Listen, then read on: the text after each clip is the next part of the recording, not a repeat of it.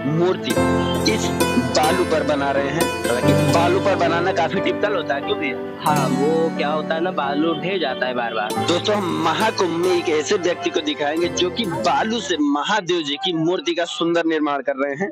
आइए दिखाते हैं, ये देख सकते हैं। इधर आ जाओ, इधर। भैया जी, आप कहाँ से हैं? मैं उड़ीसा से हूँ। उड़ीसा से? उड़ीसा जगन्नाथपुरी से। जगन्नाथपुरी।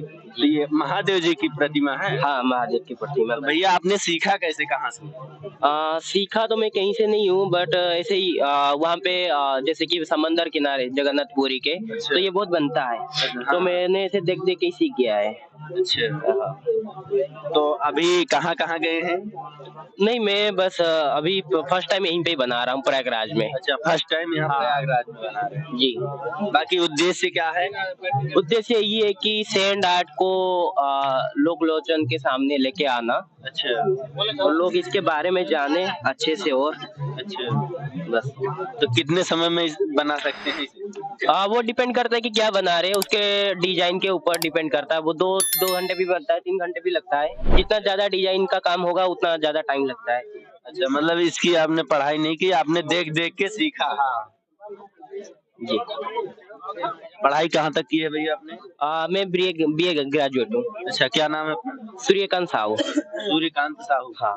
महाकुंभ में आपने गंगा स्नान किया अभी नहीं? जी, हो गया गंगा स्नान। हो जी। गया। तो अभी आप अपनी कलाकारी लोगों के सामने प्रस्तुत कर रहे हैं। जी।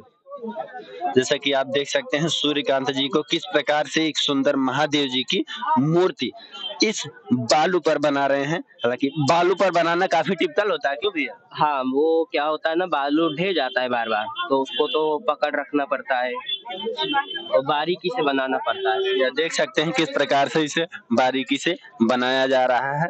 दोस्तों, इनके हुनर के बारे में आप क्या कहना चाहेंगे, कमेंट कर जरूर बताएं। बाकी मैं हूं नयन त्रिपाठी, आप देख रहे हैं आरिद्वंद। जय हिंद दोस्तों।